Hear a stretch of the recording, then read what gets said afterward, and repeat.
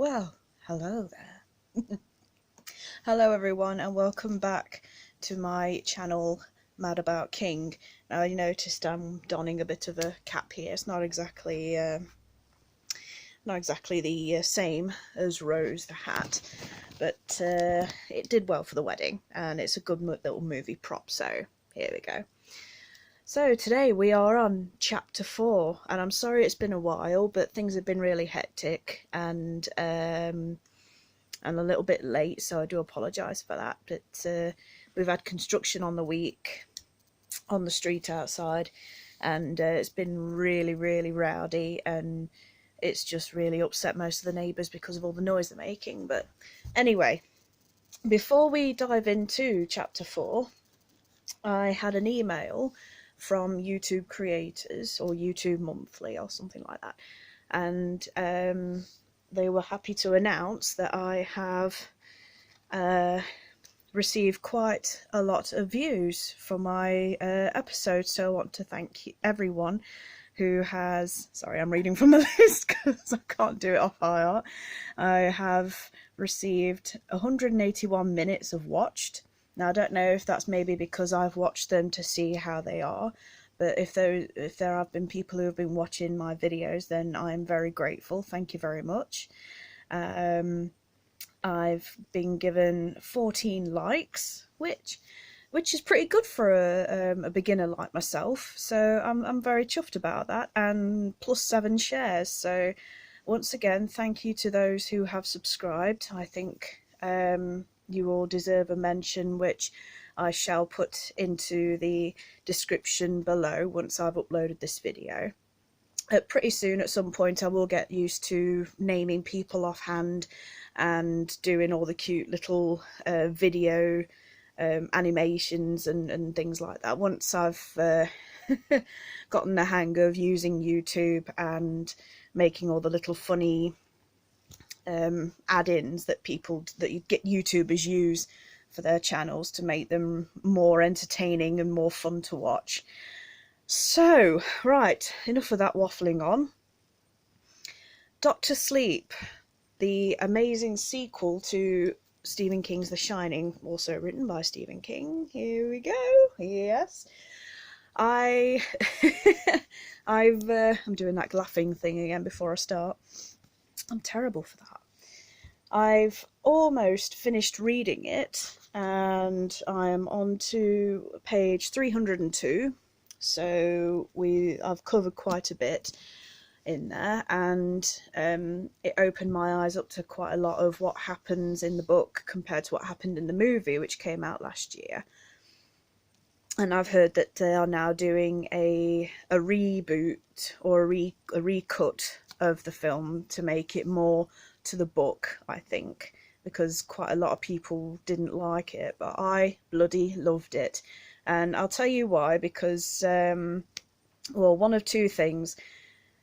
It's having, like I say when I was doing the Shining episodes, that you know, I grew up on that film. And I'm looking down there, I don't know what I'm looking at. I'm looking at the camera, I'm looking at you guys. I'm being ignorant, I do apologise. I will get something sorted very soon, hopefully. Yes, I grew up watching The Shining, and you know, the parts that stick with you as you grow and as you become an adult, and things that you remember for fun times, and things that you go, oh yeah, I remember that, and you get goosebumps. And well, that was what I felt when I watched Dr. Sleep. I was very happy with Ewan McGregor's take on Danny Torrance, and let's see if I can just put my camera on my laptop down there. Yeah, that's better. I was very happy with Ewan McGregor's character playing Danny Torrance, and he made a very he made a very impressionable character as Danny grown up, you know, starting off in the book and starting off at the beginning of the film as someone who has gone right down the spiral of drink and substance abuse, and you get that whole feeling of following in his father's footsteps. And in a scene at the beginning, and I'm sorry if people haven't seen this yet, so spoilers, in a scene he gets into a bar fight before he goes off with this young girl, and you know, he mentions the words that are used quite a lot in the Shining book, take your medicine, which is what Jack Torrance's father would say to him and call him pup and things like that. And when Jack was losing his mind at the Overlook Hotel, he started saying similar things to Danny and probably Wendy too, but don't bite me about that because I might be wrong. Excuse me. Sorry, it's a bit late. I've not had the chance to get the channel done today in a much brighter light, so I'm in the dark and I'm using my laptop's light to bring some kind of luminescence to the room. So yeah, the other reason why I really enjoyed watching Doctor Sleep was when it came out. I was still reading The Shining, but I just couldn't wait. I had to go and see it, so I went to the cinema on my own, which is something I like to do. But I also like to drag my husband along with me, or my mum, or anyone else who'd want to come with me. But on this particular day, I will never forget it. It was the best experience ever. I mean, going to the cinema's fun and all, but it's not every day when you go to the cinema at the weekend or in the week and you get the entire room to yourself. I kid you not, I had the entire cinema room to myself, and it was the X Plus room in Derby at the Cinema Deluxe, and it was I couldn't have asked for a better day, and it was just perfect. I was prepared for having people coming in and interrupting halfway through the film, or coming in during the advertisements for future features, and I just thought, any minute now someone's going to walk in and just going to start yakking, they're going to start texting on the phones, giggling, rattling wrappers. But no, I got the entire room to myself, and I will never forget it. It's one of those moments, it's one of those experiences that only ever happens like once in a lifetime, twice if you're lucky, but I don't think I'll ever get that again. Because when I took my mum to see it, well, that was actually the following weekend, the following Sunday. I think I went on a Wednesday or Thursday to see it. But when I took my mum after we watched another film, first of all, there were people who came in right to the back of us, and they just started yakking and laughing and giggling and rattling wrappers. There was a bloke behind me, snivelling really loudly. He's like, go to the bathroom and get a tissue. And then you got two people sitting, just in front of us. They actually got up and asked the two people in the back, could they just, shut up, you're ruining the movie for people. And then within, I don't know, about an hour or so into the film, a group of 6 men came walking into the cinema, realising they were in the wrong theatre room, so they ended up turning around and walking back out. So I was a bit... I felt a bit let down for Mum, because I wanted her to enjoy the movie, which she did. She quite enjoyed the film, and it was really enjoyable to watch it again. And it was fantastic to see some of the original characters from The Shining relived, obviously with different actors playing them, because obviously, Shelley Duvall, bless her, she's going through a really hard time with her mental health and her health in general. The poor woman, what she went through working under Stanley Kubrick's direction, it wasn't the best time of her life at all. I can safely say I remember an interview saying that she was ill, refused water from her PAs by order. Well, I'll say by order, but by the word of Stanley Kubrick himself, and she became really depressed and her hair started falling out and she was smoking more than usual. I mean, she smokes in the film, but I think to help her de-stress she probably had about 5 or 6 cigarettes a day, if more than that maybe.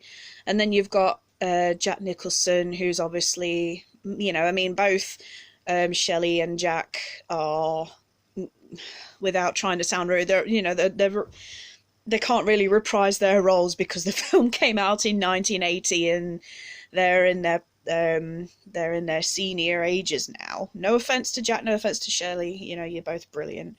And then you've got Danny Lloyd himself, who played Danny. I mean, he's probably in his, I don't know, I'm not really good with my maths without calculator. I'm not going to bore with that, so I'm just going to try and guess that. With Danny Lloyd, he's probably in his, probably, I don't know, between 30 and 50, somewhere between there, 30, 40 years old, something like that. Obviously, he's all grown up now, and he retired from acting and had become a teacher. And it just so happens, oh no, I've trailed off a bit now. I was saying how they got different actors to play these particular characters. I mean, obviously you got Ewan McGregor playing the adult version of Danny, and then you had the three actors who played Jack Torrance, as well as Lloyd the bartender and Mr. Grady. He was playing 3 different characters, but all in one person. You've got the actress who plays Wendy, as everyone remembers her from Stanley Kubrick's The Shining. She had the same costume, I mean, she even had almost the same voice. You would think it was Shelley Duvall.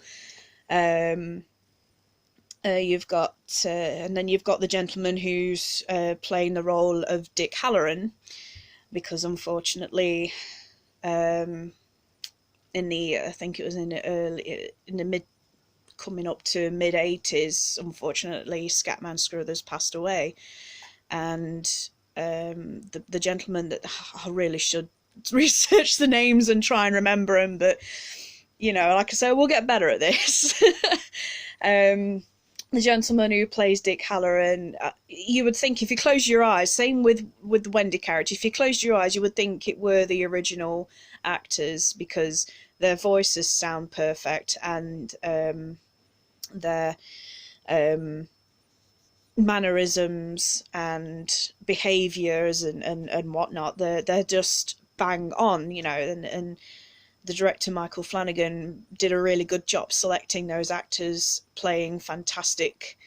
I'm trying to refuse saying the word revival, because they're not reviving their roles. Okay, they may be breathing life back into those roles. So I think that was a really good job, because when I saw the character playing Dick Hallorann at the beach on the bench with Danny, in that scene, Dick has actually passed on, because Flanagan carried it on from Kubrick's film that Jack murdered him, whereas in the book Dick Hallorann lives but dies later on. Lives at the end of The Shining, you know, survives along with Wendy and Danny, but unfortunately dies in Dr. Sleep, mentioned in the book, and sadly same for Wendy as well. And you know, I just thought, you know, I've often wanted to watch The Shining again, but it has to be when I'm really immersed in something. When am I not immersed in something Stephen King? This has become a very big recent thing for me, so it's a good thing, yeah, really. Also, when I went to the cinema, there were a load of these. Yeah, there were a load of these going out for free, completely free. And I told my mum about it just before I sat down and relaxed with my popcorn and my drink. And I was telling her, you know, whilst the feature trailers were coming, I was like, oh, look, I got a free poster. And she was all like, way! oh, I want one, I want one. I says, oh, really? All right, then I'll get one, because there's loads. There were literally loads. So I got one for Mum and I got one for Dad. Dad already has framed his. I've yet to frame mine, but we've not really got a lot of wall space. And I think Mum's framed hers as well, so they beat me to it. Oh, shut up, phone. Sorry, my phone buzzes off sounding a Penny from Big Bang Theory saying, "What's up?" I think she did it before. Right,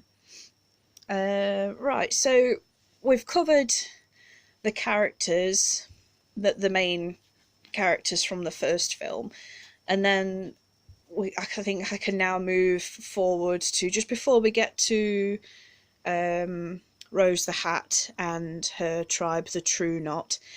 Did anyone who has seen the film, and this is probably old hat now, excuse the pun, did anyone spot a really, really sneaky cameo by Danny Lloyd himself? If anyone recalls when they watched the film or read the book, I've still not finished reading the book, as you know. If anyone recalls the young lad Trevor, he's the baseball player and he's the lucky number 19. In the film, director Michael Flanagan managed to persuade Danny Lloyd, or should I say he actually sort of reacted as go to say, yeah, I'll do it. I'd love to do it. This would be awesome. And I didn't realise it, and I had seen pictures of Danny Lloyd as he is, now, but I didn't. I was so engrossed in the movie, I blink and missed it, and that's basically it. It's a blink and miss it scene. And you see him talk to one of the parents sitting on the benches watching the game, going on about how lucky the number 19 player is, and I think in loose talk that number 19 Trevor was actually playing Danny Lloyd's son in that little segment before he's kidnapped by the True Knot. And I didn't notice it until I took Mum to see it on that Sunday, and I was just like, oh my god, no. And she was like, what? I was like, that's Daddy, that's Daddy. I had to whisper. I had to hide my excitement so much because I didn't want to add to all the people making such a racket whilst they were there when two other people and me and my mum were trying to enjoy the film. And I was just like, that's Danny, that's little Danny Torrance from the film. And she was like, oh. So I really, really enjoyed that. And I got so excited. I did the same when I'm just going off trail there. I got the little jumpies when I noticed Brandon Crane, who played young Ben Hanscom in It, with the miniseries with Tim Curry, and he played the role of a businessman in It Chapter 2. And I was just like, oh my god, haystack. Anyway, moving on. The True Knot. Well, it's kind of hard to not like Rose the Hat. I mean, she's got this sort of luring sort of appeal to her, even though, she's actually evil. But the way that the fact that they hunt down children with the shining, and they like to feast on what they call the steam that emerges when they die, and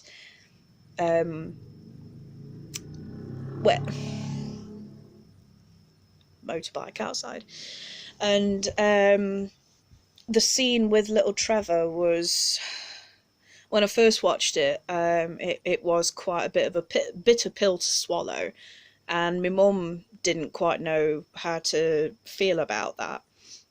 So she was a bit, sorry, so many so's. But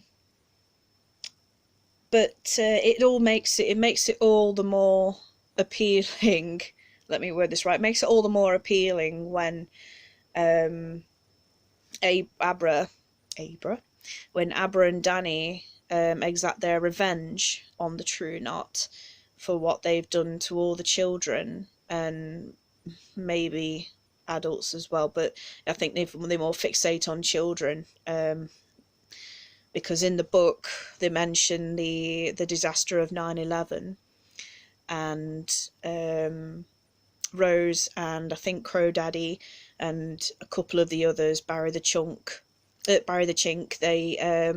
they're all standing at the fences that have been put up after the incident, and it's only moments, I think, and there's people in there with The Shining, maybe children as well, and they just stand there and they just suck up the steam, giving them last longing life, because they are, as Stephen King puts it, they are like vampires.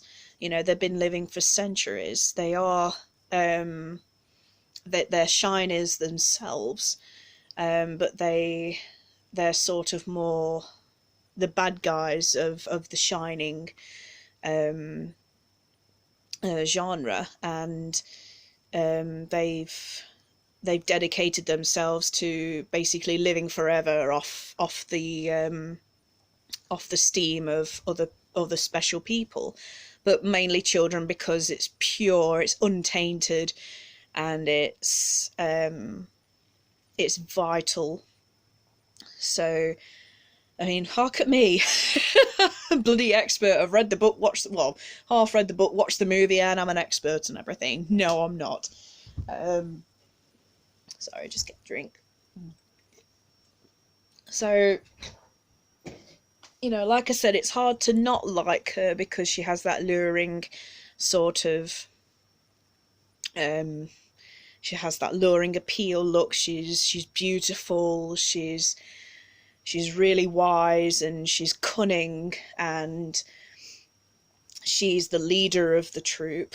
I think it mentions that there's more than just that one group, but the story focuses on her troop travelling around in their RVs, and it was a good sort of idea from Stephen King to come up with the idea of no one really thinks or suspects, you know, travellers as such in the US, and they're always together, and you never suspect them when children go missing, or, you know, abductions as such.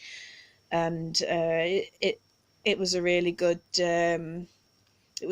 part for the story, and and I think that, you know, it brings that sort of, I can't get my words out. I know what I want to say, but you know, it's really bloody difficult, pardon my French. So yeah, it's a really good story. I'll just say that it's a really good story. I really enjoyed it. But unfortunately, like I mentioned near the beginning, it didn't get a lot of reviews.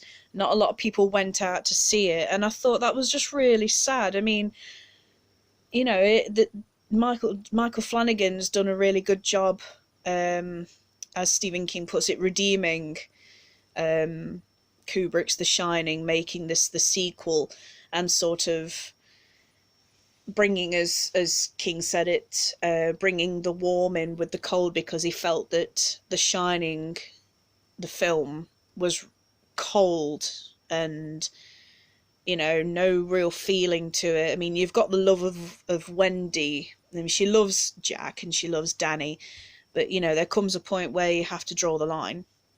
And with Dr. Sleep, you've got Danny, who's starting at the bottom of the barrel with his alcohol and drug abuse, and he's going up off his feet, and he's finding himself, he's finding his centre self, and helping other people out. You know, he gets a job as an orderly as well as working in Teeny Town in what's the name of the town? Someone please help. Excuse me. Someone please help me, remind me in the comments, or I'll look at it in the book. I call myself a fan and I don't know half the stuff I'm talking about, but, you know, oh, what the hell, no one's perfect. But there will be a chapter 5, don't you worry. So yeah, Danny's got himself a job as an orderly and working the tiny town where he's staying. And in the book it's a number of years that he's there, and he's gradually building himself back up, climbing up the ladder to success, going to his AA meetings with his downstairs neighbour, Bill, I think his name is. And you know, he's really made a name for himself, and that name is obviously Dr. Sleep, which is what some of the orderlies call him when he's being called in to see patients who are on their way to passing on. And of course, when my mum said to me when she saw the book, "What's with the cat on the front?" Well, Azazel, I think his name is, he's sort of he's really an empathic cat. He doesn't really belong to anyone, but he just seems really comfortable at the hospice where Danny works, and talks to the elderlies who are on their way. And the cat, Azazel, he sits on the patients, you know, on the laps, you know, he sits with them and keeps them company, and it's his way of sort of telling Dan that these are ready, you know, this person's ready to go. And Dan talks to them and helps them along with his shining ability. He's able to keep them calm before they do pass on, because, you know, they're, well, when the elderly die, you know, they go on about life and they say they're not afraid of death, but that moment just before they do, I suppose it would be very terrifying. You're not going to wake up. But with Dan, he comforts them with thoughts of the good things that happen to them in life, and that the good things that happen to them in life are waiting for them in the afterlife. And when you meet his first patient, when he's just working as the janitor at the hospice, in the film, he opens the door, and if you're quick to notice, on the door there's the numbers 217. In the original Shining book, that's what the numbers are on the hotel door in the Overlook. But obviously the ski lodge wanted it changing, as I mentioned in the Shining episode. And Dan meets his first patient, and when he passes on, you see the steam rise up from this old fella, but the colour of it's red. I'm not quite sure why that is, because I don't know if he's not the Shining type, you know, he's not got the shine, but according to Dick Hallorann, everyone has the shine, even if just a little bit. So maybe that's why it's red. I'm not sure. But watching Dan grow up, watching him finding his feet and getting a steady job. It's sort of, as Mike Flanagan put it, it's a sort of reflection on Stephen King himself, because he was in a really, really dark place when he wrote, I think it was maybe Salem's Lot, I can't remember. It was after Carrie, I think, and he was you know, he was an addict himself, which I didn't know about until about 2 weeks ago on this SKL page that I'm a member of on Facebook. It's called Stephen King Lovers SKL, and it's a nice little group. And it opened my eyes a bit, and I thought I should mention that, and mention it more about King as well as just the books and what I've read and what I've seen. I've still got a lot of books to read, you know, I've developed quite a good collection of books. It's just really difficult to decide what I'm going to read next. I do try to not just go on the books that I've seen in film version, like Pet Sematary, Cujo, and Misery. Um, and I just thought that having that sort of reflection of King's personal life into the book, it's a real eye opener. And when Dan has climbed those, I think there's 12 steps in the AA. It's really rewarding. I'll get the R's right. It's really rewarding when you've come that far and you've improved so much, and then you've got things that test you. You know, you've been doing so well for so long, and then you've got things that test you. It's like Danny still battles with the ghosts of his past. At the beginning of the film, he's with this girl, and she texts him back to hers after the bar fight, and he wakes up the next day, and obviously she's OD'd, or eventually does, and he discovers that she's got a little child. In the book, she haunts him quite regularly, and so does his mum, so does Wendy. And Dick Hallorann mentions once or twice, you've still got a debt to pay, because he just left that girl. You know, he just left her in the, you know, because he was ashamed. And near the end of the film, well, at the end of the film, he obviously pays with his own life. After we get to the part where, in the end, he returns to the Overlook with Abra, wakes the Overlook Hotel up, and he does it to entice Rose the Hat in. And I'll just say this, I mean, Rebecca Ferguson, she is fantastic. She's a fantastic actress for this role, and I couldn't think of anyone else better.